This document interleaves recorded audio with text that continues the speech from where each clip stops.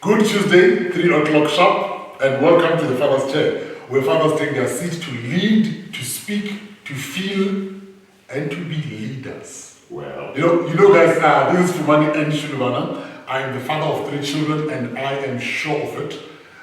So today's episode actually, today's episode is of the Father's Chair is brought to you by the Leka Churrasco. Just like good food brings people together, we are here to bring fathers and families together. Well, today's episode is a powerful one. We're not going to talk about weight, we're talking about physical, emotional, societal, and rational stuff that fathers carry. oh my God. And we're joined by Mr. Nkanyiso, Mr. Bhengu. You know that name, Bhengu? There's a song that's talking about Bhengu. Oh, Bhengu, Bhengu.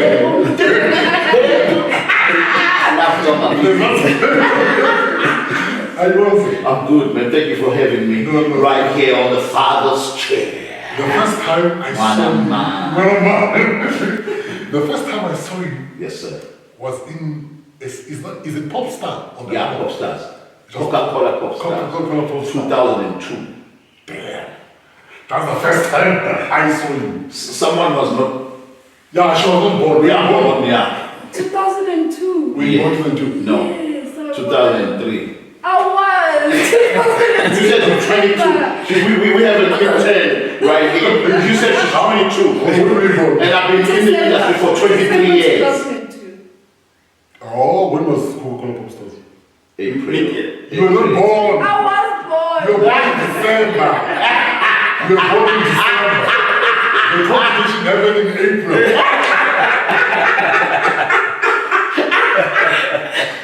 Jesus. You're still in the time, my sister. Yeah, you're still swimming in the miles per second. Because of conception.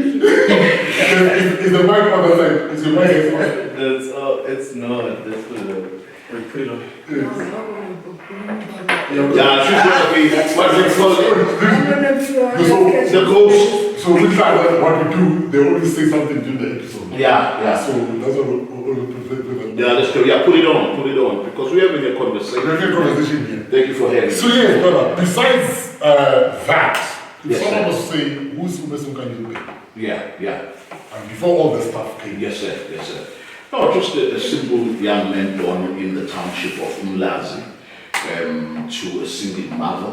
I know you don't like that. I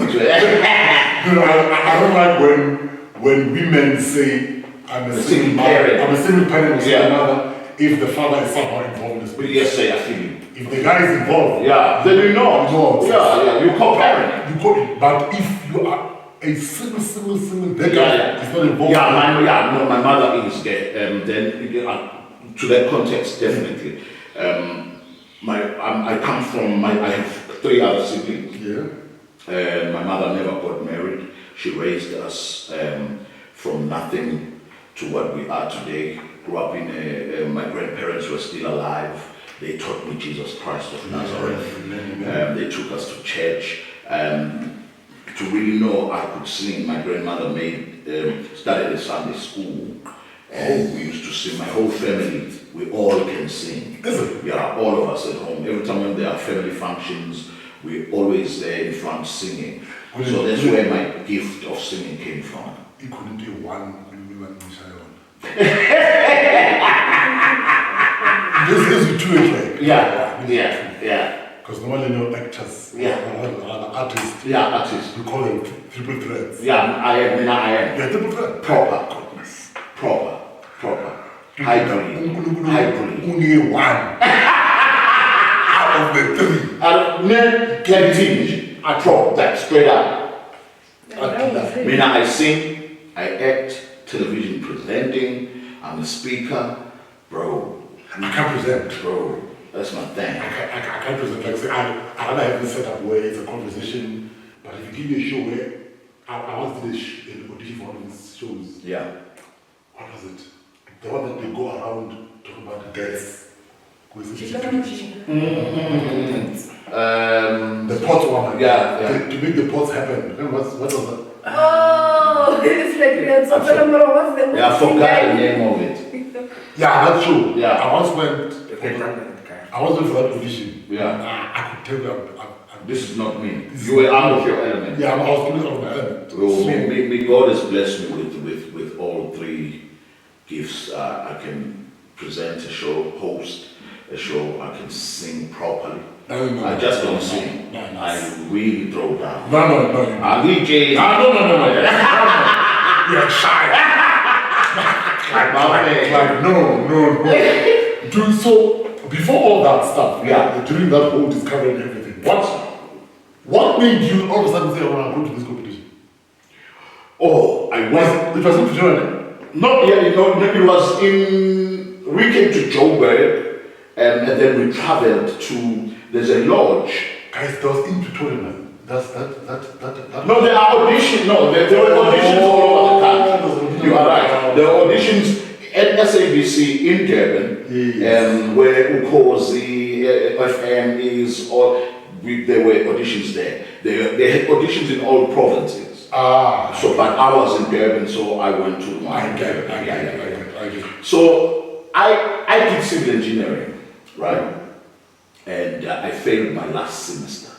When I failed my last semester in 1999, I was at home, I wasn't working. 2000, I wasn't working. 2001, I wasn't working. 2002, Feb, I was busy cleaning at home because my mother taught me how to be domesticated. Before she was born? No, that's before exactly.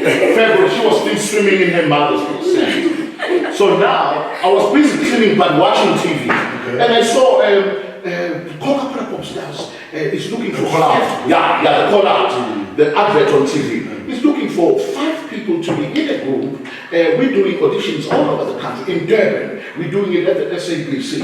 In Joburg, we're doing it at Pretoria. You know what I'm saying? I was like, I know I can sing. I grew up in church. I was a choir director, choir conductor, a singer in church, and I can sing. But I was chubby already, so I knew I wouldn't make the cut of this group. But let me just go there and have fun.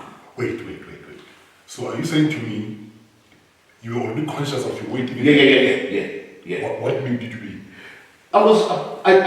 When I started traveling to school with public transport, that's when I started gaining weight. Oh, okay. I wasn't walking no more, so I wasn't burning any calories. I used to walk to school every day, walk to church.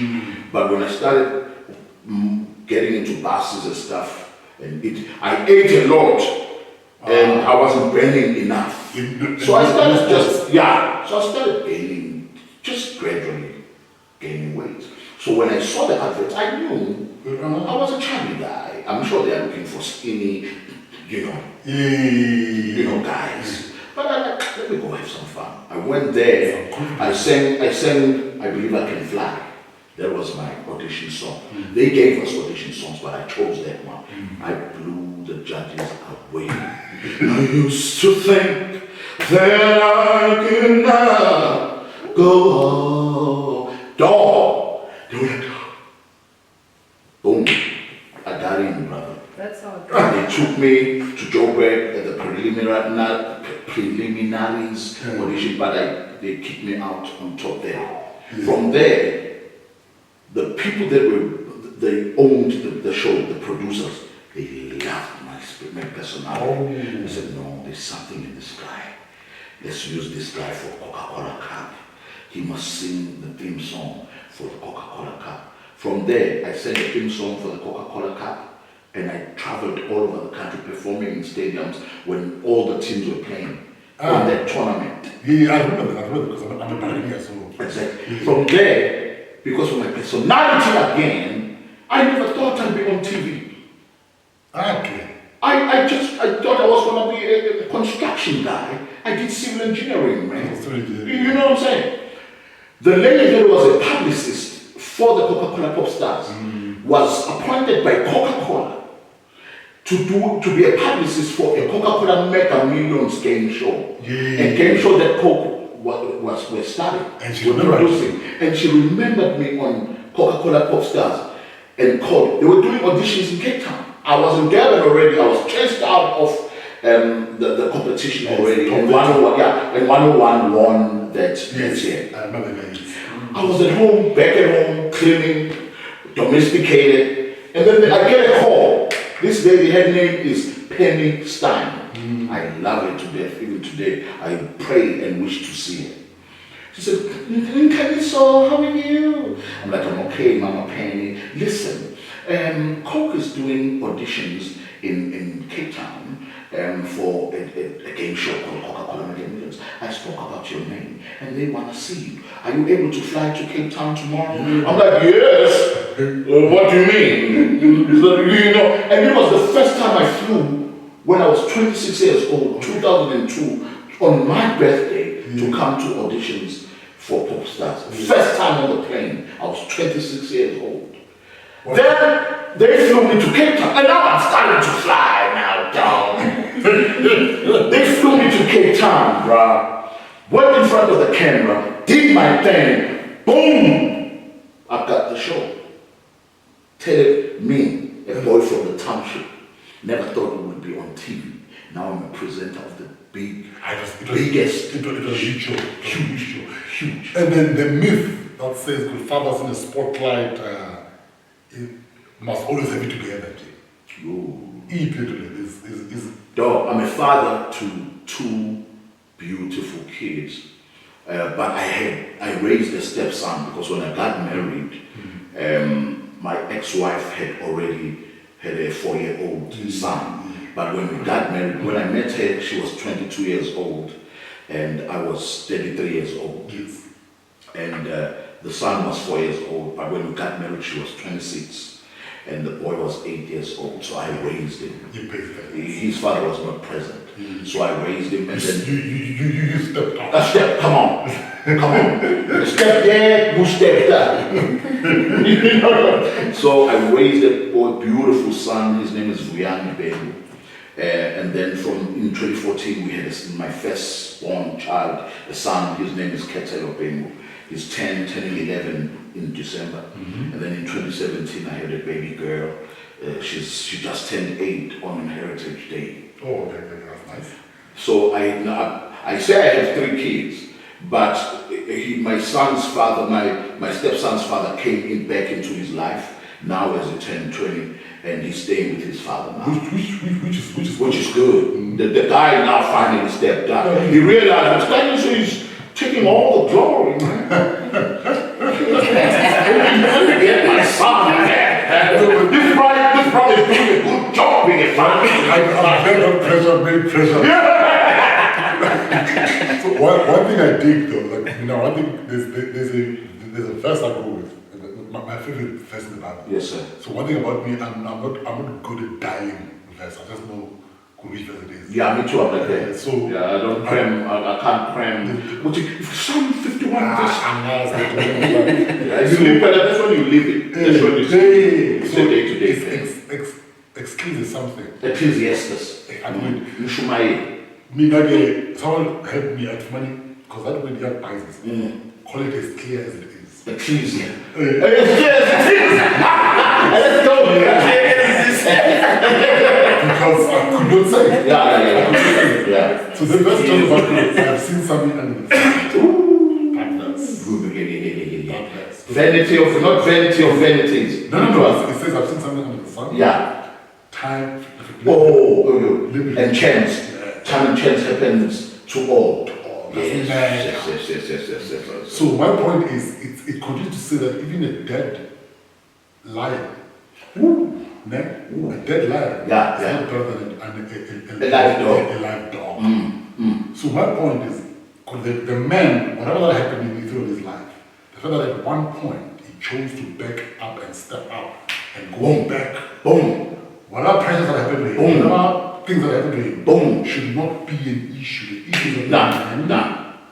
But there's something that I've realized that has stopped a lot of fathers from stepping up. Pain damages. That thing. Bro, I used to speak. I'm not trying to speak bad about my ex-wife. I'm not trying to do that. No, of course, that's not the point. Yes. But I understood her position because when she had the son, the guy didn't step up, and the parents of her parents took the son and raised him. Yes. Instead of the father coming in and saying, I damaged your daughter, I respectfully, I need to do something to appease them. How old was he? They were all in school. They were young. They were teenagers, bro. When they had him, she even had to stop matric and then redo it. So my thing is, sorry to disturb you. Yes, sir. Sorry to disturb you there. What I'm saying, that thing annoys me. Yeah. Here's why I like it. Yeah.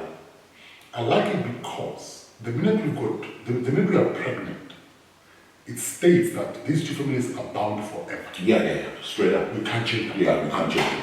Right? One. Number two, no, it's fine. This is my professor are very good. Number two, the fact that it says these two families must come and sit and find a way to discuss this unity. What has happened now? I like that. Yeah. Where I don't like it is that the maternal family has the authority and power Yes. to dictate. Yes. That's How the child should like how the father, if you haven't paid damages, you're not allowed. So now they are making it, they are using the child to gain, which is very wrong for me. This is what I said to my ex-wife. I said, listen, I understand he hasn't done the right thing, but allow the son to be with his dad. He needs his father. No, I can't. He hasn't done the right thing. I understand that. Again, let me go back with it. This is where I have an issue. Yeah. It was not rape, it was consent. Yeah, it wasn't. You guys did what? Yeah. So same when the whole damage thing was brought up, I refused. Yeah. My parents said to me, I must tell her the money for them to pay back. I don't believe in that. I'm in terms of this person. This person, if We're strong. number one. Yeah. Number two, if it is damaged, are you saying to me, this child is not tethered to me forever? Whatever I do, take any disease in my life, this child won't be part of it. Yeah. So what is this damage that Then we're talking about. So my argument, again, equally, if he hasn't done the right thing, why did we sleep together then? Because we both did something wrong. We slept together. Yeah. Same nanny. Both of us. Yeah. That's my argument. Yeah. No, I think it's the wedding for money. I think probably if you can change To maybe. I think it's English, it Yes. says damages. Yes. But to us, it says the child because you came in and messed up. Now you have damaged my child. Our flower, because now we are preparing her for marriage. So that when her husband finds her a virgin, intact, then so that it's it's a transition nicely to her marriage. But now you came, took this flower away, so you need to pay for that. You messed up the plan and the values we were instilling in our child. See, yes, I'm saying, I agree, there are parts and elements. Yeah, you agree with, and there are parts that you do. I understand. Yeah. Dude, actually last night before I slept, I'm like, I'm trying to do about this. Yeah. That's how we tell stories. It's our story. My mother fought it. So my mother, when my sister fell pregnant, she was in high school. And where's of I'm from a royal family. Yeah. Bafui. In Venda, Bafui. What do you say in Tonga? What is the king?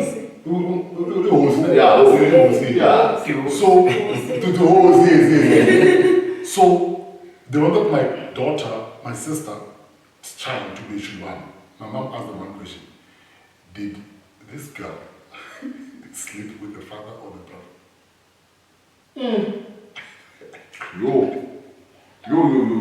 That question. That question is deep. They were all against her. She forced until the kid kept the surname of the father. She made sure that even though the guy couldn't afford at the time, the guy was part of the kid's life. Oh, wow. I come from good You family, see, brother. she fostered. They were like, but anyway. So my thing is, it should be about the child. Yeah. Let's- Actually, there's a show I'm trying to create too about fathers who are present and fathers who want to be there for their kids, but they are being stopped. I'm not bashing mothers, but I do not understand why you stop, even if a father doesn't work, doesn't have money.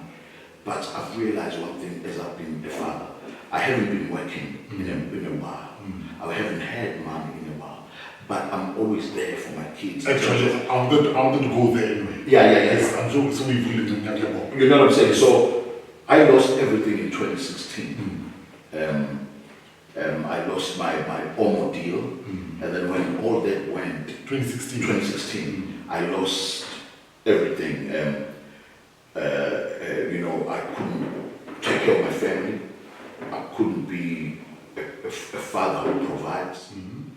I was there physically, but I was messed up, depressed. I couldn't feed my kids. I couldn't take care of my wife. Things were just rough. I had to sell things in the house to make money to buy food. My son was going to elementary school. I couldn't pay for elementary school anymore. Crash. He was 4 years old. I couldn't pay. And then things just became harder and harder and harder. And then things eventually just got even worse in 2020 during COVID. No, that is I lost my house. dog. It was auctioned. My car was already taken away. But luckily, I had bought a Polo for my ex-wife because every time when I'm gone working and the kids are small and if she wanted to do things, Of course, she couldn't. We always had to book Uber and I felt it was a waste of money. So when I had money, I bought a Polo so that she can drive around and all of that stuff. But things were so rough that I felt defeated as a father and as a man. And every time I look at my kids, they didn't care. They don't know. They are young. They just see their dad and their mom. That I'm running out of money, that I don't have money. But God made it sure that we ate. We never slept on the floor. We never slept outside. Even when they took my house away, we were still okay. There was food to eat. God will send people to send money, and I was on the river. I would work those couple of calls, get something, buy food for the kids. They just wanted to be, whatever I placed on the table, they would eat it. They didn't want fancy things and all of that stuff. I'll tell you right now, of course, it's two different scenarios. You say yours, when COVID came, it was even worse. It was even worse. It was even worse. With me, I can tell you straight on and flat out, and I'm proud of it. If my wife wasn't hurt, Come on. we would have divorced. Come on. And that would be my second divorce, by the way. You told me 2012 you divorced. Yes. That would be my second divorce. Dude, and luckily in my wife's work, they didn't do the other thing in other companies where they cut salaries. Yeah. So they didn't cut hair. Oh, wow, bro. For that year or two, I think. Yeah. 2020, 2021, man. I don't know where I would have been if not for that woman. Blessed. I promise you, Bless. It was difficult. Let me not sit Yeah. And act as if things were. No, it was hard. It was hard.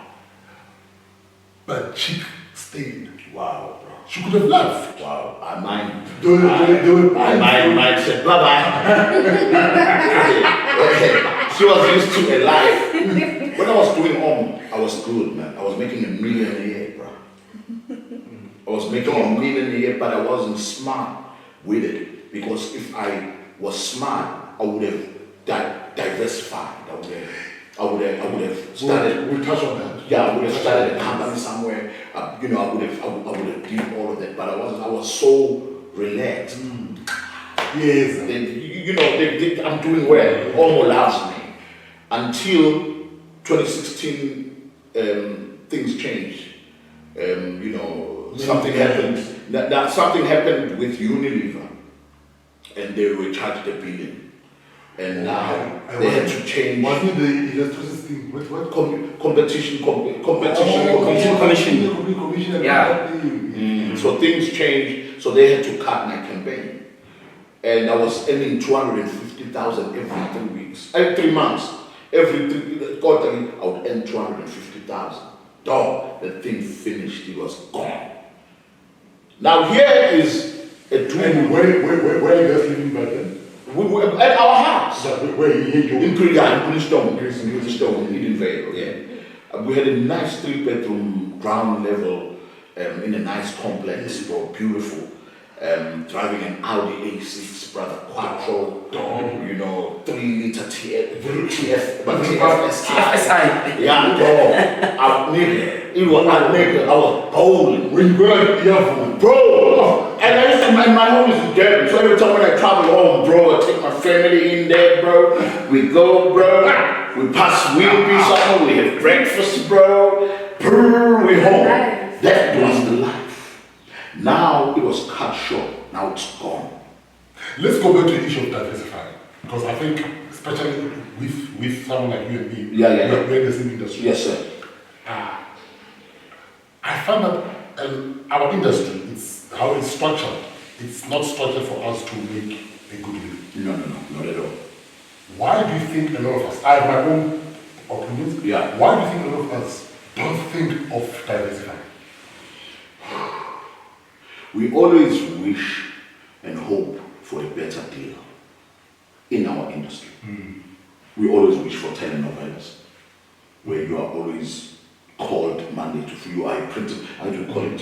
Principal actor. You have that global contract. You're earning about 100,000. We are in a, definitely, we've been in the industry for a long time. So we supposed to be, So you thinking, because of your experience, you will get those things until they don't come. And it's hard when you're a creative. You want to create too.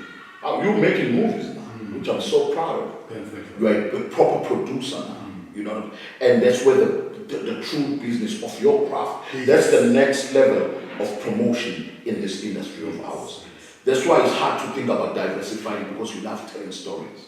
You love being a creative, but you are scared, Fruity, to diversify and get into a business that you don't know how to run and how will I survive doing. Because I want to get into logistics. I love trucks.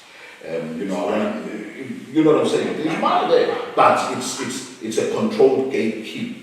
Of course. There are gatekeepers, and there's more white counterparts who are in charge of the deal. But there is black people now in the industry. I doubt who lives here is going to over close 100 trucks. Yes. You see. Now there is businesses there. Other people, I want to do the honeysuckle. You're gonna the sewage sucking truck. I want that truck. I want to do that. Now I think I'm ready to diversify. But at first it's scary because you want to get into uncharted ground. You don't know how it But works. there's money that you can at least float around. Why? There was money, but you I don't know if it's fear that is holding us back to diversify, or fear of failure, and just getting into comfort. Yes, at the same time. I think you are. For me, it's just fear always keeps you. Because why I'm saying that, I know me, comfort also at one point got me. Started this YouTube channel in 2017. It clicked up, monetized 2019, very quickly. 2020, I stopped putting content on it.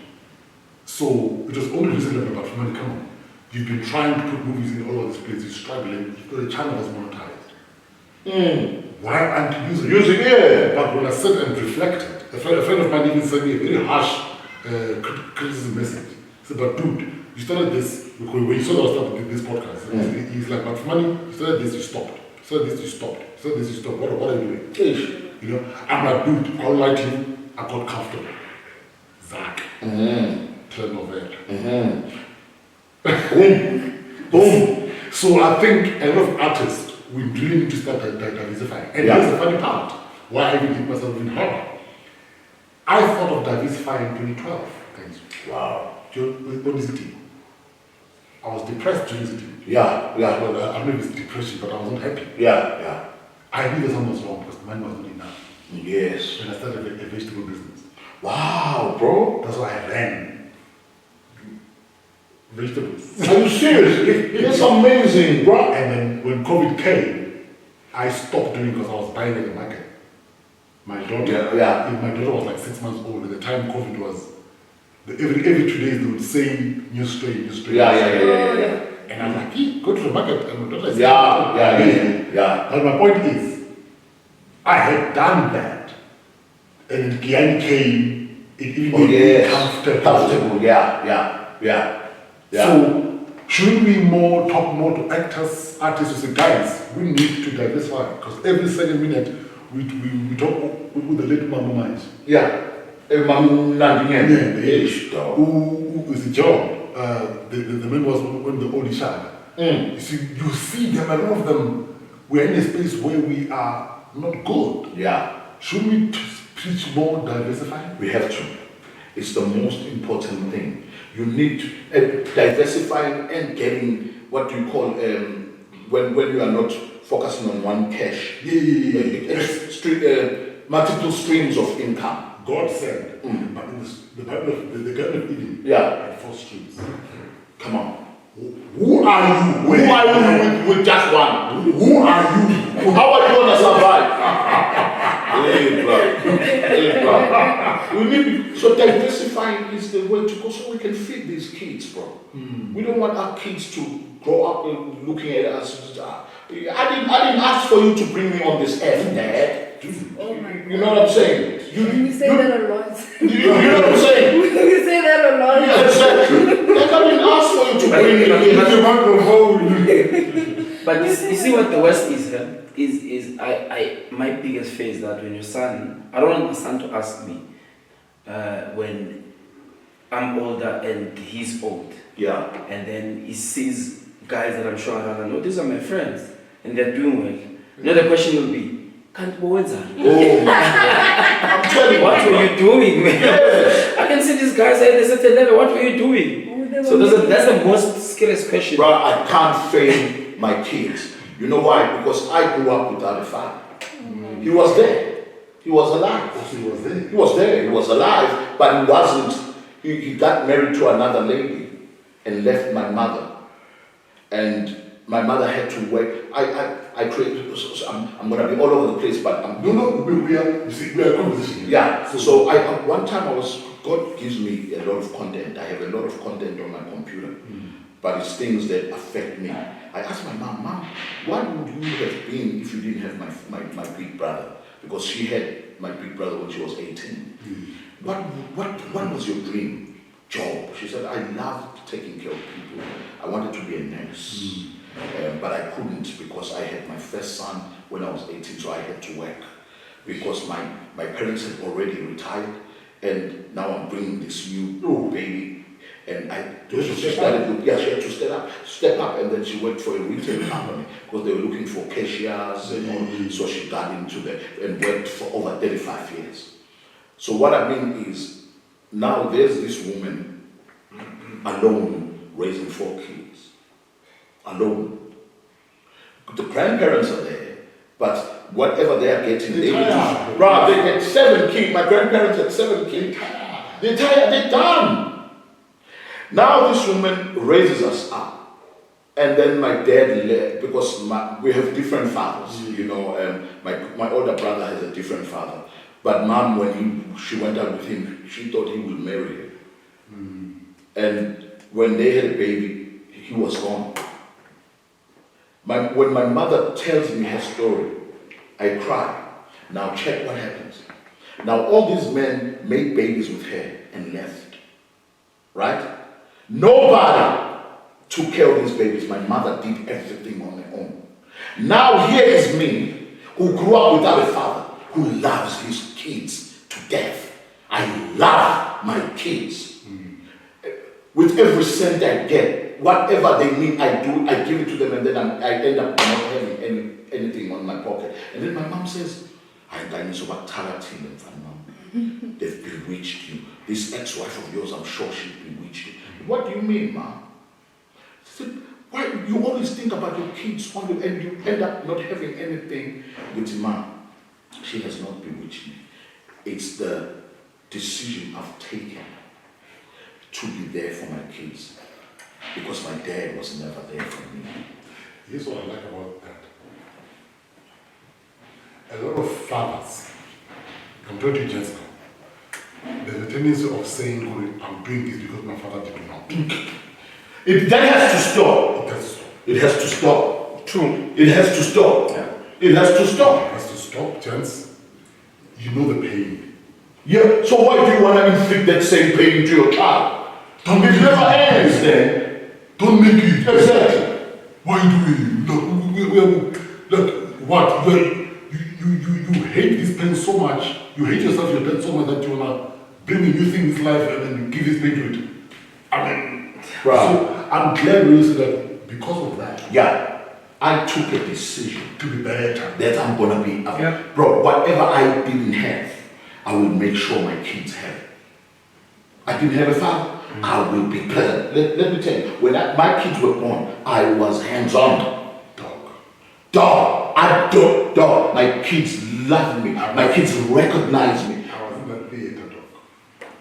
I was thinking. Yeah, I was there. I was there. During pregnancy, I was there. I would cook for my wife. I would take care of my family. I didn't want bro. When the kids were born, It goes to the same thing where somebody become abusive to their current girlfriend or wife, whatever partner, and then when they ask them, like, "Yeah, no, it doesn't make sense for me to say I saw my dad was hitting my mom." You saw that your mother was not happy. yeah, Why it's a bad situation. It doesn't make sense. Yeah. So I can argue that sometimes you are the product of your environment, not that they intentionally. Listen, I'm not. I'm not defending anything, right? Because I'm a woman that lives in South Africa, so. But then I think you're like you're a product of your environment. Yeah. Basically, True. you will That's think true. that. Because I'm a woman that lives in South Africa, so. But then I think you're like you're a product of your environment. Yeah. Basically. True. You will That's think true. that's right. Like you will see it's wrong when it's hurting your mother, but you will think that like it's the correct thing to do. Yeah. That you're inflicting pain on like somebody But else. pain is pain, is it not? It is pain. Pain is painful, is it not? No, it is painful. So, and I hear you, and sometimes trauma is real. Yeah. And it's because of how you were raised and your environment. Hurt people. Yeah, yes. Right? Yes, sir. But guys, now information is a lot. Yeah, it's out there. GPV, everyone is talking about GPV. Everybody knows. So this is why I thank God, because I think being in church more, because my father who raised me is Jesus Christ. I was raised in church. My grandfather was there, but he died when I was 12. And my uncles were there, but they were not fatherly material. They had kids too, but they were drinking too much, and they would beat us up because we zizanelwe kaya. And they felt as if we are crowding their space, so they were not fatherly in that, they were not father figures. But I came to a realization that it's so painful not to have a father. And as a man, all the decisions I've taken, I took them without a father present. To decide what career to choose, I did it alone. My mother was working every day. She was tired all the time. I had to take decisions about my life. No male figure was there. My pastor was there, but not necessarily in a way where it's like, let me raise you young man. It's adequate. No, yeah, it wasn't adequate. He had his own family. The only thing he was really good at was to teach me about God. And when he taught me about God, I understood that my father is God. So I need to run to him with everything I needed. So now I got to a point where now I'm going to be available for my kids. the way that my father was never available for me. I'm gonna do things that I don't even know how to be a father. I've never seen it from anybody. You know what I mean? You know, I'm just taking it a day at a time. Because I will move on to the next one and back to the issue of what happened with you when the divorce happened. But coming to the point that you were involved and you were part of that whole process Through and through. When we're doing Kiani season 1, Yes, sir. so before we sign the contract, I said to them, guys, be aware that end of May, beginning of June, we are giving birth in my agency. Yes, sir. So when I said to you guys, listen, me now, this end of May, beginning of June, yeah. I'm giving birth. Yeah. I need Yeah. come Wow. You even told them at work before we that sign the oh contract. man. It doesn't look Powerful. It doesn't look we sign contract with no guys. Listen, I see me signing, man. Yeah. Auto, Nancy. Just for you to know. These 2 months. Yeah. Because I know when we are shooting, Yeah. it's gonna overlap. Yeah, it will. It will. So this time and this time, I need to be there for my kids and my mom Not and my wife. I'm not playing that game. Yeah. They made a mistake. They forgot. They were a big storyline where my character is supposed to marry this lady, and that's what it was bringing towards. Yes, sir.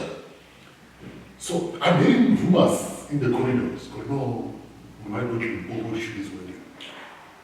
We might be going because probably the sponsorship that's happening, probably the government was also involved. Blah, blah, blah. I'm like, okay, funny. I don't know what about it. I've communicated before I signed the contract.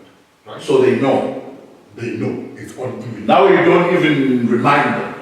I let it go. Hi man, the rumor keeps on rumoring. It's so I'm afraid get involved now. I go to the office. I'm like, yo guys, I'm hearing this. Yeah. That we're going to Limpopo that week. Is it true? Yeah, the sponsorship that's happening. I'm like, guys, it's end of May, beginning of June. I'm giving birth. I'm not leaving the province. Dog. They changed. We shot the Gauteng. You stood your ground. I was not going You to stood your ground. Come I on, was father. not gonna- Come on, daddy. Come on, daddy. I was not going to do like I told you. And let me show you the difference of this thing. My wife was the first time she gave birth. Yeah. With Oh, okay. Your first daughter. Just my first daughter. Yeah. So me or not my father at the time. Yeah. You have a son. I have some experience on what happens during that period. Yes, sir. So on the day that she gives birth, we're home. She keeps on up and down, goes to the bathroom and come back. Up and down, goes to the bathroom and come back. I'm like, yo, are you good? She goes, yeah, I'm fine. I said, I said, I'm going to take a shower. I'm in pain. Okay, she goes, come back. But I'm like, dude, how often is this pain a pain? She's in labor already. She goes, I'm like, how often is this pain a pain? She goes, no, it keeps on coming, going. No. Let's go. Yeah. Got to hospital, she was 6 or 7. Dilated. Centimeters dilated. Yo. You see, we know these things, man. So my argument is this. What happened? I'm not saying she wouldn't have gotten help. Oh my God, she would have given birth in the house, brother. And we stayed in St. Chion. The hospitals were in Pretoria East, like 30 minutes drive. That's when we booked it out. Everything. So my argument is about as bad. We need to stand the ground of life. My boy. Bro, when she said, when my wife said, I'm gonna get, hey, bro, I was driving like a man, brother. I took the bed. You know, you must prepare. You must have the bed. Everything. Took my wife to truck. Right now, I was driving in the Audi. Bro, I pressed that thing, bro. And what I love about it is because even if the cops stop me, I'm a well-known guy, but they see with my wife. So nobody stopped. Bro, my hospital was not far. Princeton, and then I went to what is it? Netcare, which one? Linksfield. So it wasn't far. Yeah, it wasn't far. So I went there, bro. I saw my son being born. Actually, I went and worked. I did an activation, and then she calls me while I'm on stage. Yes, and she said, "Baby, I think he's coming." Bro, I said, "I love you guys. Got a great activation." Boom, went to the car. I was in Alexander, and it's not far from Goldstone. So, when they took it, I didn't even ask a lot of things. When I saw my son coming out, bro. I'm a big advocate for what's that maternity leave for men? Yeah. I'm a big advocate for that. Yep. Because that needs to really happen even more now. Because it takes away, it makes as if we are not a part of the whole process. And I don't like that. I don't like that. Bro, do you know when my son was born, he had a viral infection and he stayed in a cubicle at the hospital for 9 days. And he was premature. How did you feel? Bro, I was messed up. Bro, we couldn't sleep. You know, he was at the hospital, we went to the hospital every day. But when we got home to sleep and woke up in the morning, we didn't feel that we had slept. We didn't feel, you know when you reflect, oh, I slept well today. Yeah, I know that feeling. That feeling was gone. Gone. Because we were scared that our son might die. He had jaundice, he had viral infection, premature. He was a small baby. Small baby, bro. And I was praying every day, oh, that shit, Jesus, my son is alive. My son is well. Bro, I never prayed like I prayed. After that, he was born on the 20th of December. So our Christmas, out the window until the 30th of December, then we brought him home. And then we were relieved. Those nurses were awesome, bro. And when he would cry in the middle of the night, I would say to my baby, sleep. Don't worry, I got him. I will change his diapers and I will hold him and walk around 3 a.m. dog, and I'll be singing to him. There's a song I created for them. How does it go again? It was a song that I sang for him and I sang for my daughter. That's true. All the glory belongs to you. All the honor belongs. And they were in my hands. So I raised those kids. Bro, make me cry. You know what they do. You know, I never had that. I was born at home with my grandmother. I never had a father. So we have love. Bro, we got it. We are not given a chance to truly express it. We are blessed that we were able to express it to our kids. I was seeing you when I came in, you with your daughter. Beautiful stuff. He's trying to be a father to her, and he's like, Fumani, baby, I'm busy with the uncle here. Please don't disturb me. And the baby's like, daddy. She was pumping his ear with the African. He's trying to be serious. Baby, I'm busy talking to the uncle here. She doesn't care. Bro, it's so beautiful to see in this day and age where fathers rape their kids. And that messed me up, that 4-year-old daughter that was raped by her dad. That thing, I don't understand that thing. We need to mention the name. Bro, that thing messed me up because Nikita. Bro, that thing messed me up because, bro, I don't stay with my kids because I'm divorced, right?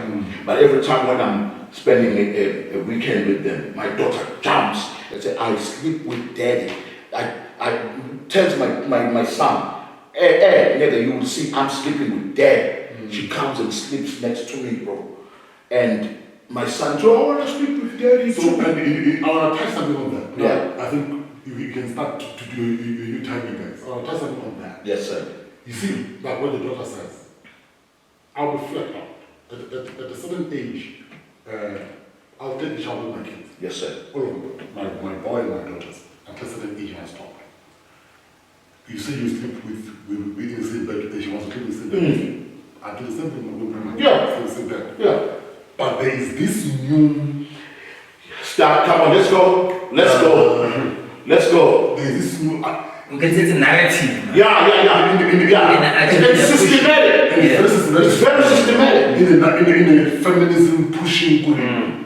I saw a video the other day where this father was in a restaurant with a daughter, they had hands. A man was bashed, dog.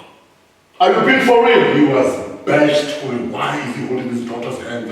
What the hell are you talking about? Oh God. It's like kissing your daughter. People, they be, you know, if you see my daughter, yeah, Uno. Are you on the microphone? Are you on the microphone? We don't hear you, right? What are you doing? So my daughter is 21 this year. Actually, yeah, she's 21. Yeah, she's turning 21. Yeah. So see, so she, so the other day, I take her on dates. She's in tax. Yeah, in Victoria. So I went there. I had a date with my daughter, and then we had lunch. You had a date with your daughter? Yes. I love that. So I you know, I kissed her. You know, like I meet her and I kiss her. And the ladies in the restaurant, they're looking at me. So obviously they sing the prayer. And they're looking at her. So they said, no, she's young. They're like, ah. And I could hear them. This kid with sugar daddies. Yeah. And now I had a chance to go and fetch the drinks. Because we ordered, it was takeaway part. Yeah. I ordered this drink. So I was like, no, you go fetch the drinks. So I said, no. I said, no, that's not, I'm not a sugar daddy. That's my daughter. Now you have to explain. I'm explaining myself, you know. So I'm letting them know this is my daughter, and she's not sure. And by the way, there's us who love our kids. Yeah, bro. We have put. And she says, no, don't go with those narratives. This is my daughter, and I date her every time. I have to listen to her. How is she? What's guys, I'm telling them that I'm going to hate my daughter. There is no way I'm going to take them out to these beautiful places. Yeah. You have to. Because there is no way I'm going to be okay with my kids taking them to buy walk again. There is no way. There is no way. Because a lot of these young girls, unfortunately, Oh my God. they fall for that because now they are showing too much. Yeah. They're showing things that they've never seen. Our kids, our sisters are going through a lot, bro. Jiggy. They are put into a, what's this hotel in Satan? Michelangelo. And they feel, oh my God, this is the best thing I've ever seen in my life. Yeah. Hey dog, the thing is painful. Bruh, the women, our sisters, our kids, they're going through a rough time, bro. There are people who are in power who abuse the power. The movie that you made is so powerful that you switched it. Yeah. Because usually it's men who abuse their power and say, if you want this position, let's go and meet at the hotel, and then I'll give you this opportunity. That's what has been happening for years. But that you switched it and made it into a powerful woman who wants to sleep with this guy and work for him to be promoted and all of that. That is power, because everyone misuse and abuse. Whenever someone has power, doesn't matter whether you are Many of they abuse it. They abuse if it. they know that they can abuse it, Yeah, they go for it without thinking twice. nah. You know what I'm saying? So I want to go back to the point, Kuri, even with what I was saying, Kuri, we need to find ourselves in a space where we need to call bull when it's bull. Yeah. Because Crap. It's crap. Crap is crap. Crap is crap. That's because I take a shower with my daughter. Yeah, I saw a video of a father with his young, I think that daughter was about 2 years old, getting into the shower with her and bathing. And people, the comments, bro, they do not understand the relationship between a father and a daughter. So I will ask this question. I'll ask it very harshly. So if you don't want my daughter to see a penis in the house first, where must she see it first? Oh my God. Where must she know that in this world there's a penis? If she doesn't see it inside the house. Because, yes, at a certain age, break it. My son, the fact that he eventually went for circumcision is because he would take a shower with me. And I was very intentional. One day he said to me, Papa, why is it yours and mine different? Yeah. I'm like, good, I got him where I want him. I'm like, it's different because of 1, 2, 3, and 4. And you have to go through it. One day, Yeah. we will do it for you. Yeah. When that day came, I just took my son there during June holidays. Yes. He got circumcised. same here. Yeah. When that time came, he said, look, dog, I want to do that thing like you. He was 10. Now he's still. Yes, I was 10. I'm like, guess what? I took a week off from work. We went to the Bobo. Yeah. I spent that week with him Yeah. at the hospital, and if he can't, he's like, yeah, I'm here was a good because it was like, And man cried. Yo. so we came home. I'm like, okay, fine, clean yourself. Clean yourself. Yeah. I'm the friend you must move the bandit. Yeah. I must move it. So how's your pain?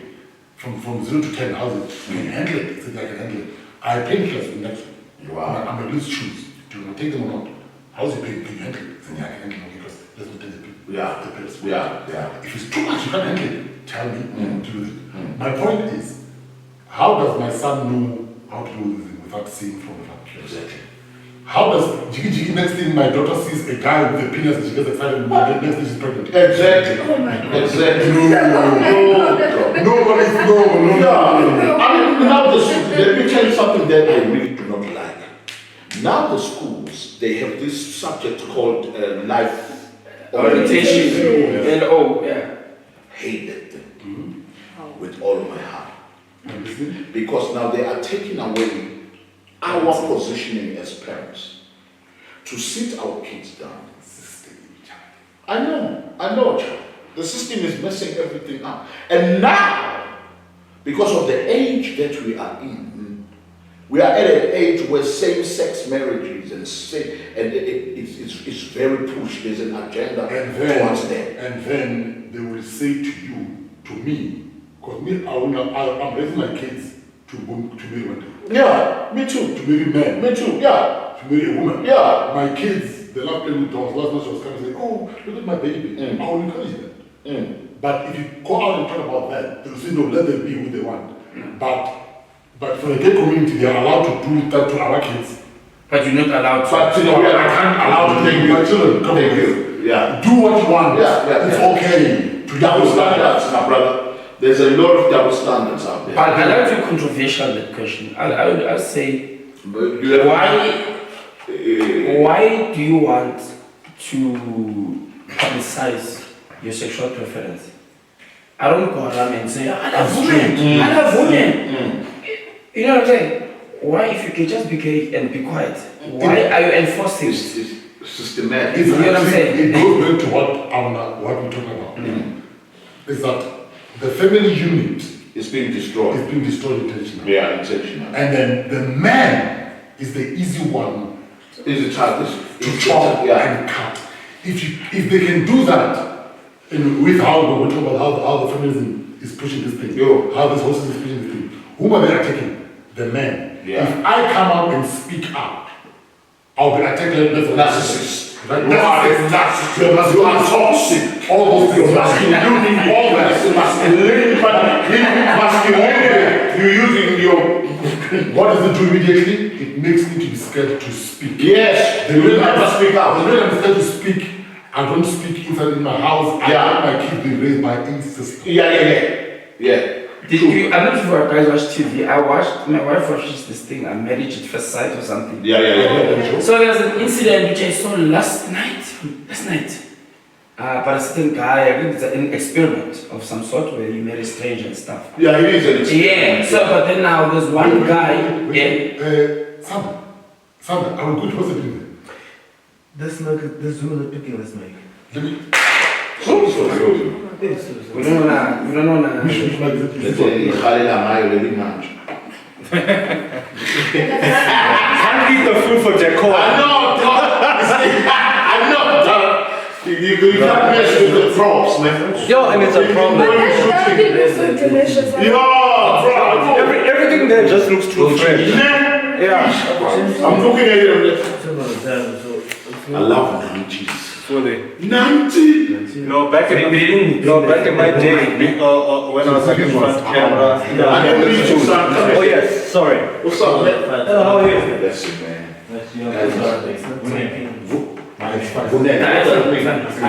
Oh, wow. My man. Nice name. name, brother. I know Sure. what you mean. Right. We'll keep our In comments. an unkind world. So are you All that's all chaotic. Otherwise, Yeah. The record.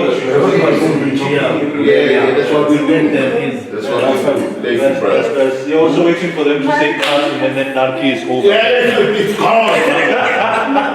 That's not is good. I've been looking at that apple too. Well, it's fine. I think we can go on. I think we can. Okay, let's continue. Guys. Yeah. Okay. No, but anyway, I think those mice will still be able to pick up the bag. Yeah, but But far, Yeah, maybe. we'll pick up. And Yeah. it will. It I just does. record as well. Sunday, it does pick them up. It just fades. It's fades. Yeah, it's But we need to hear though, because that is part that makes our podcast really dope. Yeah. And it's like it's Now we're going to send the sound. You're recording on the phone? Yeah. yes, bro. Oh, okay. And they really don't. She's here, so That's nice, bro. That interaction is awesome. Who is it? She's here. She'll take this out. She'll get this out. Yeah. Okay. Yeah. So for me, it's That narrative is missing. It's cutting the man's opinion. it's cutting the mental. And somebody, we were talking about somebody, if you can't find somebody to be vulnerable to and open up to, and they use it against you, you never say anything after that. So now, what is happening, they are using this narrative. I was telling you when we were sitting on the sofa that 64% of black families have no father figure in the house. Dog. And you told me that it's the stats. Some Some of it is true. Yeah. Those guys are not there because of our 69. Yeah. And then the birth certificate thing is what. Yeah. You told me. Where men are maybe not there because they're not on a birth certificate because I'm shut. Yes. Why did you go make the child? But also I want to show you something about how these things are dangerous.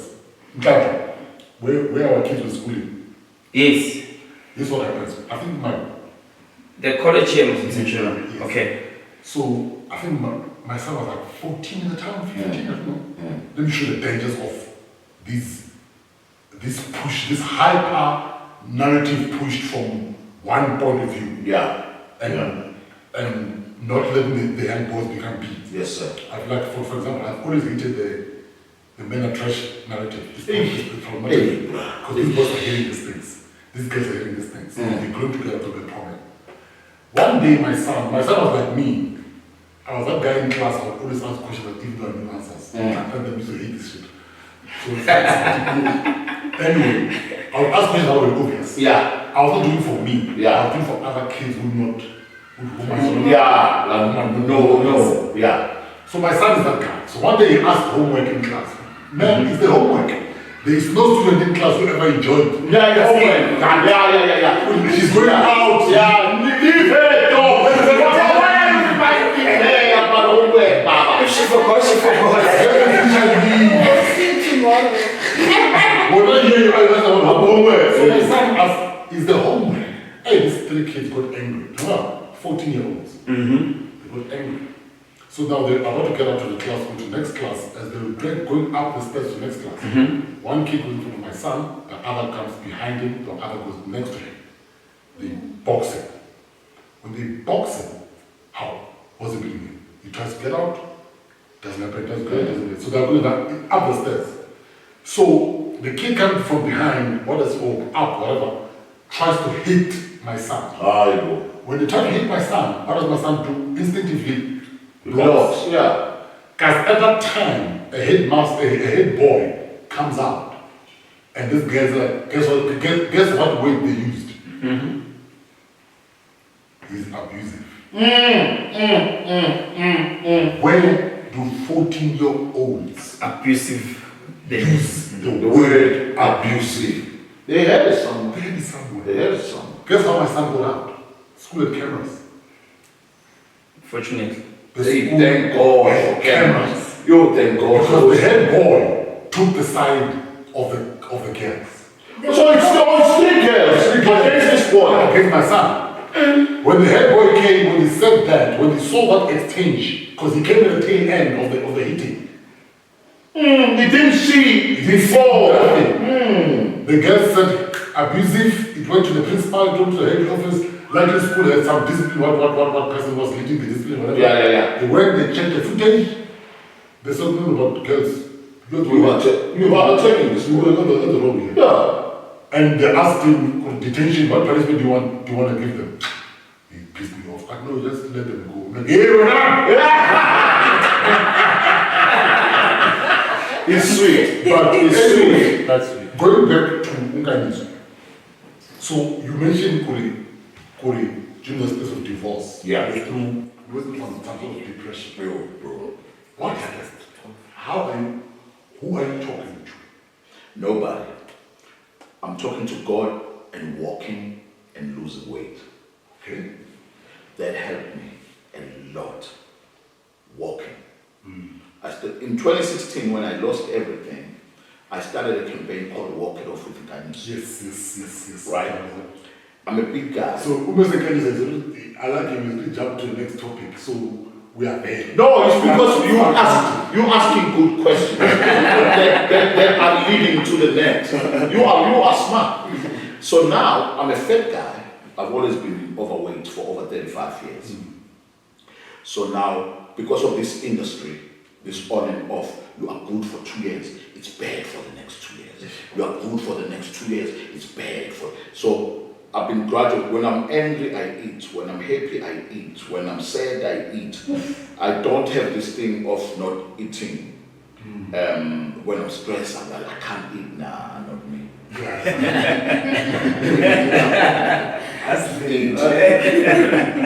So now I'm just gaining. Now I'm fat. Now I'm not chubby.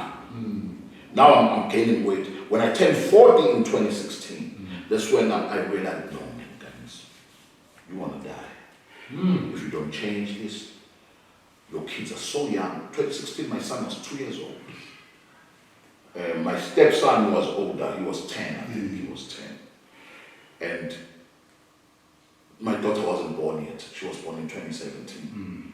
So I realized if I keep this going like at this rate, I'm going to have a heart attack, diabetes, die from diabetes, stroke, whatever.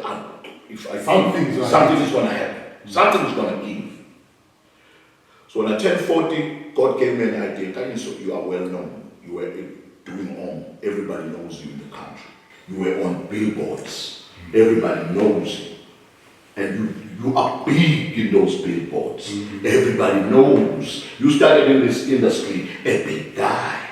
So now use that, flip it, to provoke, instill, inspire overweight people to lose weight. So I started reading about obesity in South Africa. I'm like, damn, it's so bad. It's bad. And mostly in women.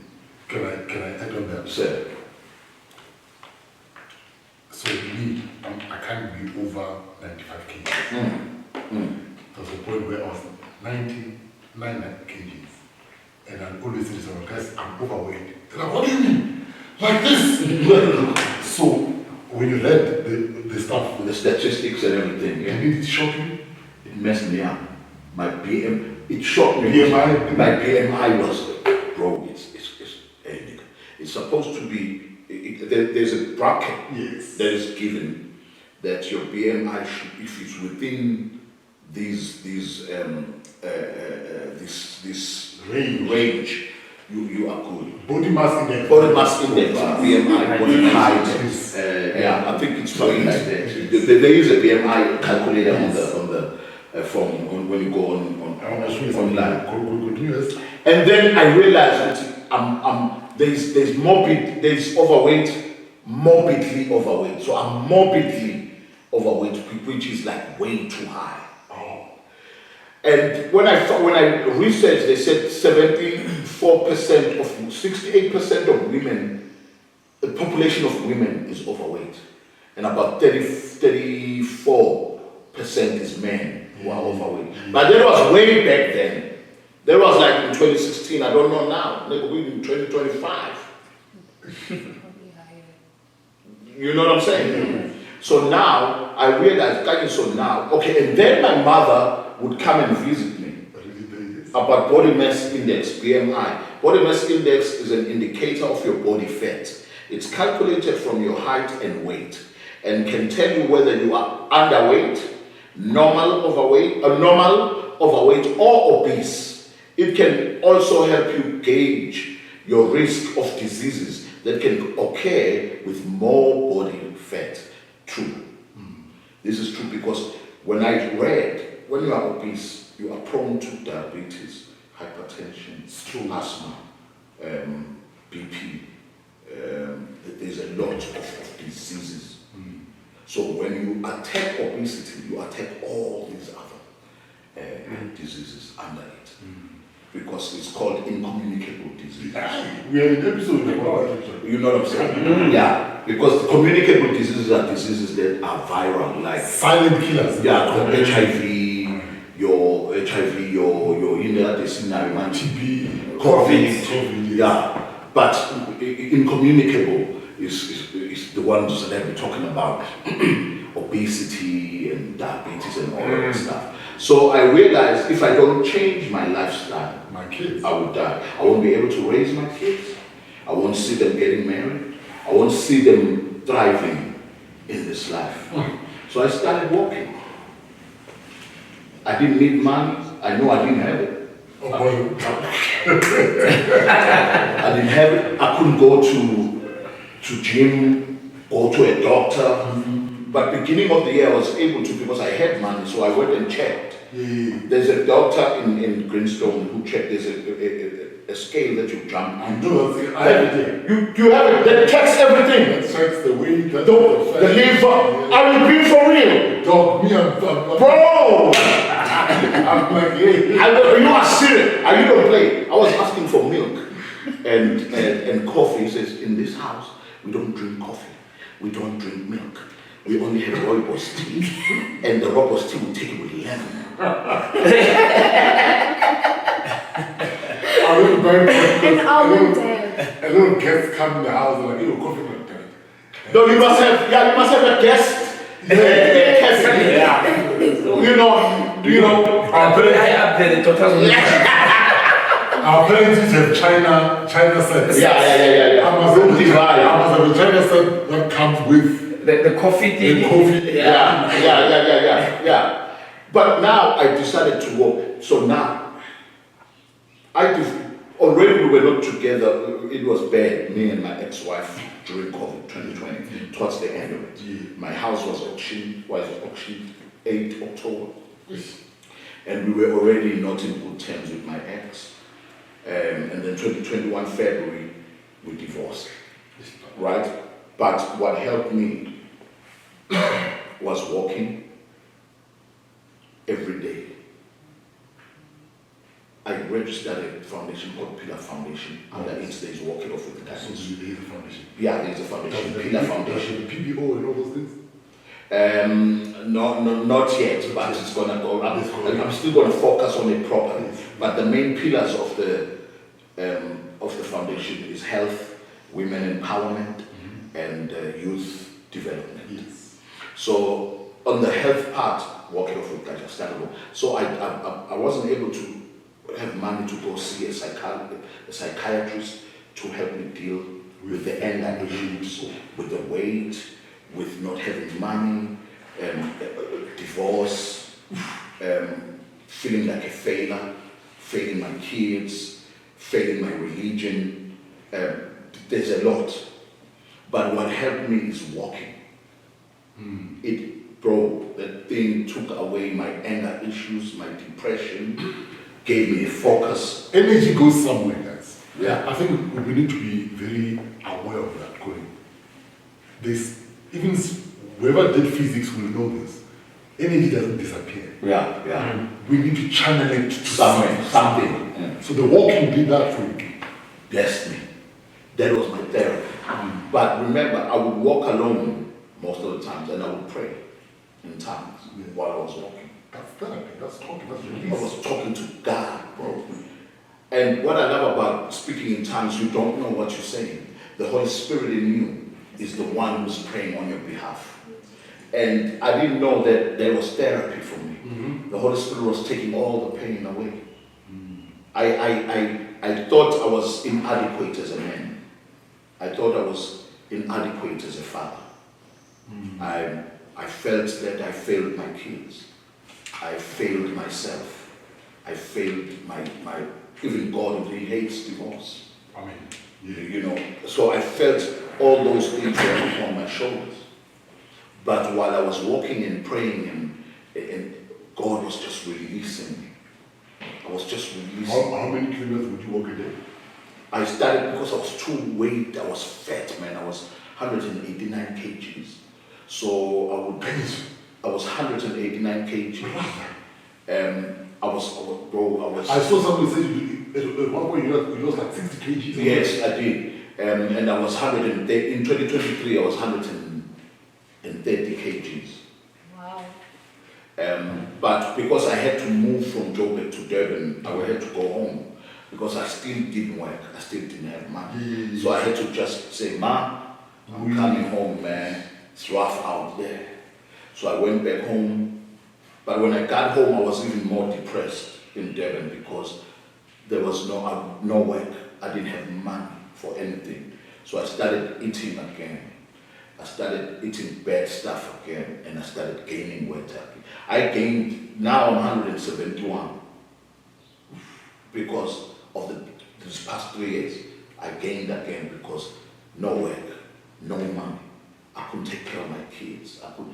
I felt like a failure yet again. So the silence that men carry about mental health and body image, how does that affect us? Like I'm saying to you, exactly what you're asking. That's where I was when I went back home. Now I'm home. I left when I had nothing. I'm back, I had nothing. I left 19 years ago because I left in 2004. I came to stay in Joburg. But I'm going back in 2023, 19 years later. Community, what did they say?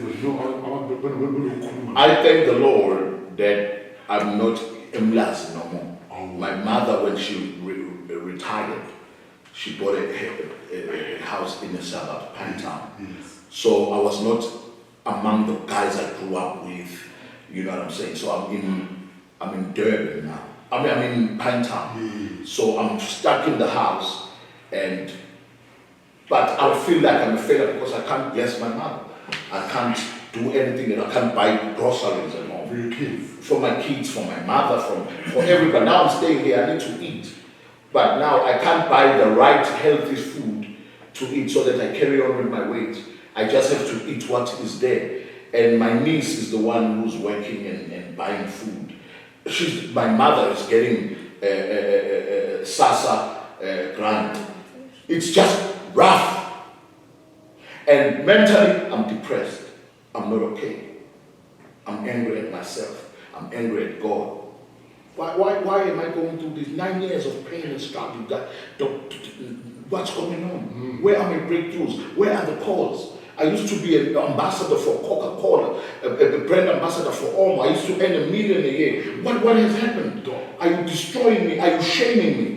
Everybody knows I love you. Everybody knows I'm a job representative. I'm a job executive. For these 9 years, I've been a job, bro. And I'm telling God, come on, bro. What's going on? I'm fasting and praying and fasting and praying. So how do we change the narrative? Like, for example, today, of course, we talk about, it's a whole different discussion. Of pushing your walk. And how do you now become a father and within the well-being of Nkanyiso? How do you come about that? Right. To be honest with you, I'm still, it's a work in progress. For sure. But I thank the Lord that there are some things that I'm working on. And funny enough, this weight, I think what once was my hindrance and my shame, God is turning it around. There's a part in the Bible where Samson fought a lion that wanted to kill him, and then he broke its jaws and he died. And then a few months later, he came back and walked exactly where he killed the lion. Awesome. High inside. So the thing that was meant to kill me is about to elevate me. Amen. So now, the Lord that I serve has made me aware that I had registered a company in 2004 called Prapula Productions, which is my company. And because of this weight, it all works out for the good to them that love the Lord. Now, I was supposed to lose this weight all this time, but I went back to Devon and then regained it. But I didn't realize that's not a bad thing as such. Because how do I now create a television show, which is a weight loss reality show, already have lost the weight? Yeah. It don't make no sense. No sense at all. So now, that journey becomes now, the show. Your redemption. So now that's what I'm working on. I can't reveal a lot now. No, we're not there yet. We're not there yet. But the Lord is looking at where I am now. There's greatness coming, and God is going to restore me to even greater heights. But it's exactly what God has given me, which is, I thought it was going to kill me, but now it's going to take me out to the next level. I mean, God so is good. what fathers, what can fathers learn from this? Taking care of yourself, taking care of your family. Bro, it's so important that as much as we go through tough times of not working, joblessness, hopelessness, mental health issues, anger, but remember that you have kids that look up to you. My daughter is gaining a bit of weight now. She said, no, I want to be like my dad. I'm like, yeah! Yeah! Don't you dare say that. But I'm realizing that if I don't lose this weight as quickly as I can, Remember this. they will think, yeah, what monkey see, monkey does. You can say what you want to say. So now, the culture of weight loss and healthy lifestyle, I'm the one who has to bring it into the forefront so that my kids can realize, oh, okay, in this house, we eat right, we gym, we are healthy. In this house, the healthy lifestyle is the thing. That's when I'm going to change the minds of my kids. So you don't lose hope, but always prepare. When God puts you in a preparation mode, prepare for greatness. Prepare so that when your kids look to you, they can see, wow, my dad, this man has achieved all these things through all these challenges and vicissitudes of life. There's a game we play in this house. It's a quick fire memory lane game. Yeah. Where it says, how many minutes do we have? Where are we? For 1.5 hour? We went to late. 1 minute now? Yeah. Okay, good. Let's quickly. So, also we're going to cut a bit because of that up and down like that. Yeah. So, first TV role you've ever had? Oh my God! Do I still remember? Whoo! Jesus Christ of Nazareth. There were a lot of cameos I did. Oh. But the best one that I did was Nomzan. I was Nkanyiso, and I was a friend. Oh, and I used to say, "My long way," every time when I got into it. Best TV role ever. Every time when I entered the door. So, you spoke about food and growing up with your mom. Was your mom a good cook? She's brilliant. What was your favorite meal growing up? Lamb curry and uje, steamed bread. The Lamb curry and uje. and now is it still? Yeah, come on, I still love it. And I can do it myself. Oh, so you learned how to. I'm a great cook, dog. I don't play around with that thing. Trust a big guy to know how to cook. Yeah, shy I get shy. More power to men in the kitchen. Yeah. No, definitely. I cooked for my wife when she was pregnant. I cooked for everybody in the house. I took care of everybody. Hey, bro, I cook. And I taught her how to cook. You will not make me do that. I can cook. This is one that you can never do. There's no human being in this earth who can never let me struggle. I'm not from police school for Yeah. You know how to be independent. I know how to be. Yeah. But standing there and cooking. My problem is this. What she does in 30 minutes will take an hour. I hear you. So I hear you. And I love standing there. So, and I'm very time conscious. Yeah. I want to use my. Dude, I've calculated how many hours you waste in making up your bed. Hours. It's a couple of minutes to make Nah, up. in the year, it's a day. I calculated that I'm like, no, like some of them. No, I know what's Yeah. There's nothing wrong with that. Before we even went into the marriage, I told my wife, do to me, chores, don't do that. Yeah. This and this, don't do that. That's good. God, God. Yeah. So, don't do. Yeah. Also Caesar. Caesar. Yeah. I feel. You know, I understand. She used to do this thing of wake up early in the morning, like after 5 in the morning, and cook. Papa, I'm like, what are you doing? No, I'm cooking the night for you guys. I'm like, hey, I said I'm going to get someone to do this. We will pay somebody to do that. Yeah. You can't do that. Yeah. Because without you doing these things, what it means is that now you can't spend more time with me. Now you have to wake up at 5:30. I can't. Forget me. It means you can't go work. She can't go to work. She gets to work tired. Yeah. Because you wake up early. She woke up early. Let's get someone to help us. Yeah, I feel that. You know, that way it becomes a balance. Yes, sir. I feel that. You know, it's not only now you can focus on what you do. I can focus on what I do. I feel and also I didn't help with the kids. Yeah. The lady who help us. Yeah. There are certain things that I ask them not to do with the kids. Yeah. Like when the kids mess up, I'm like, no. Yeah. I'm like, no.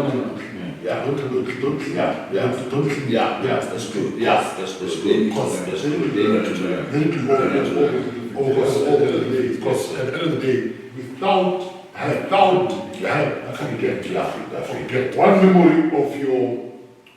Okay, this is fun now. Yeah. It says one memory of your father that shaped you. So Not being there. I was there. Thank you. I was going there. Not being there. Yes.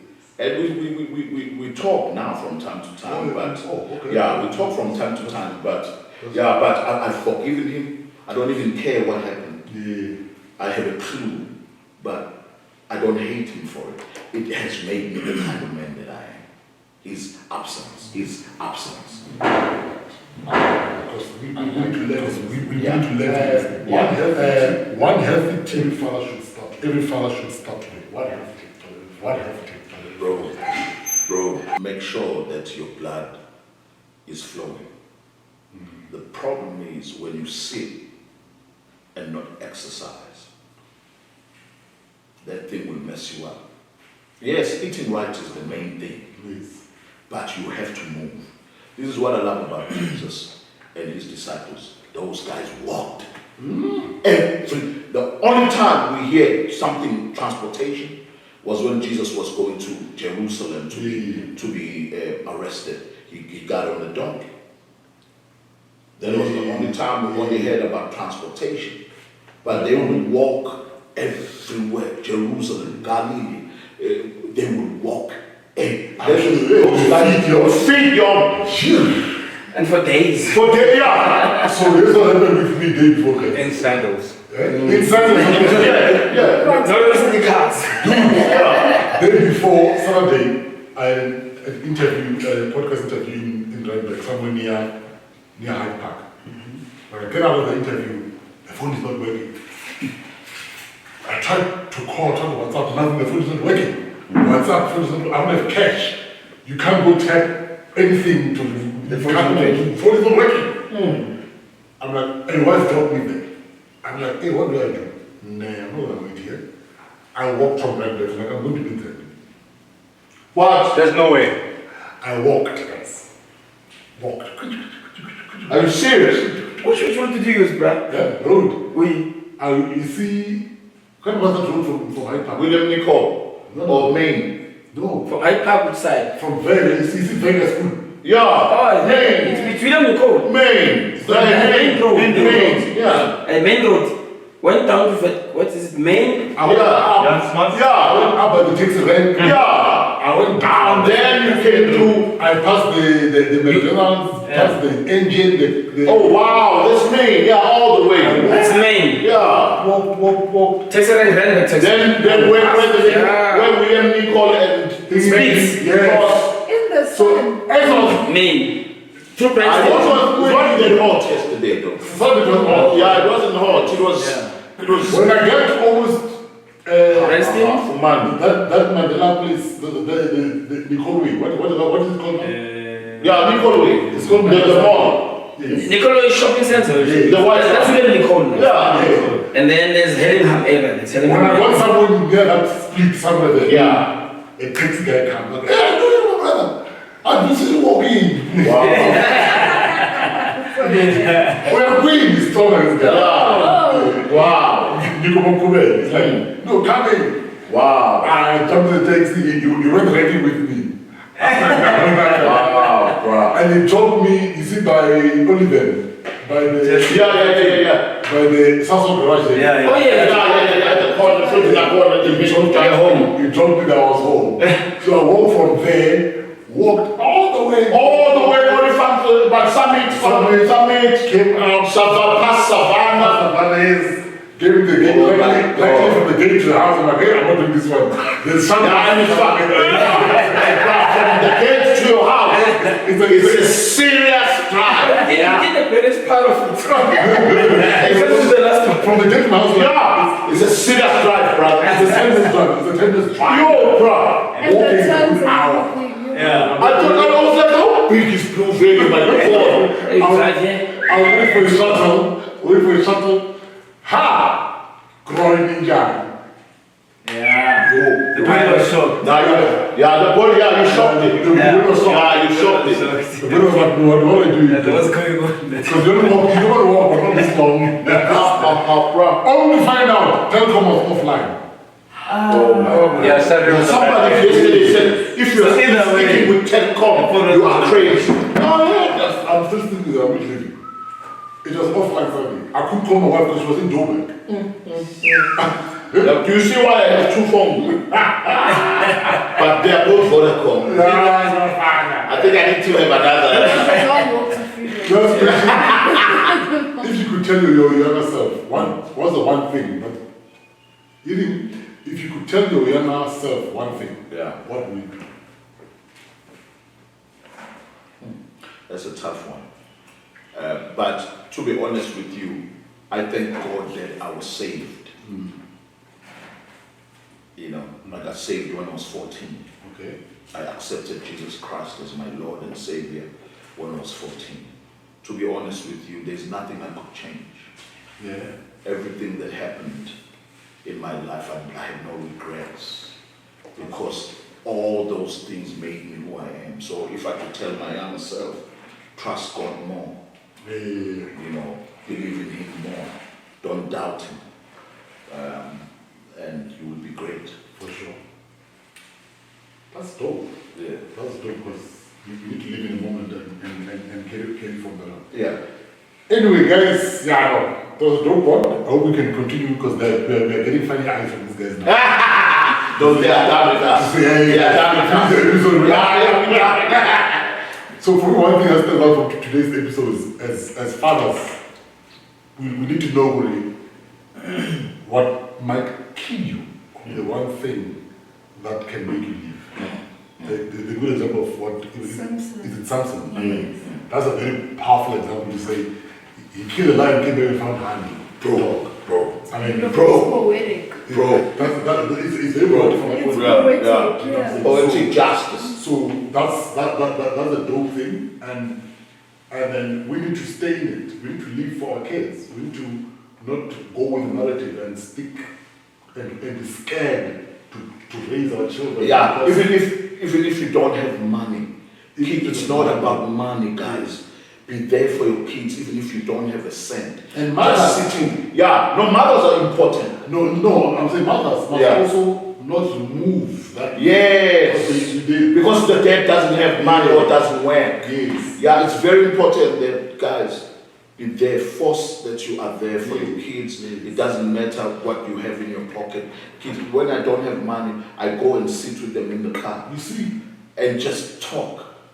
They have stories for days. They just love my presence. So God bless you, fathers. You are doing a great job. Don't stop. Because our weekly takeaway this week, I challenge every father to take one step towards self-care. If it could be a walk, yes, a doctor's checkup, yes, or just speak with your truth, just be your truth to a trusted friend. Your family doesn't just need you alive. Your family doesn't just need you alive. They need you to be well. Healthy and well. Yeah. Yes, sir. You know what I'm saying? Yeah. Anyway, this is the Father's Chair, guys, where fathers take their seat to speak, to feel, and to lead. This is Mukoni and Shubara, the father with 3 kids, and I'm sure of it, you know. See you next week.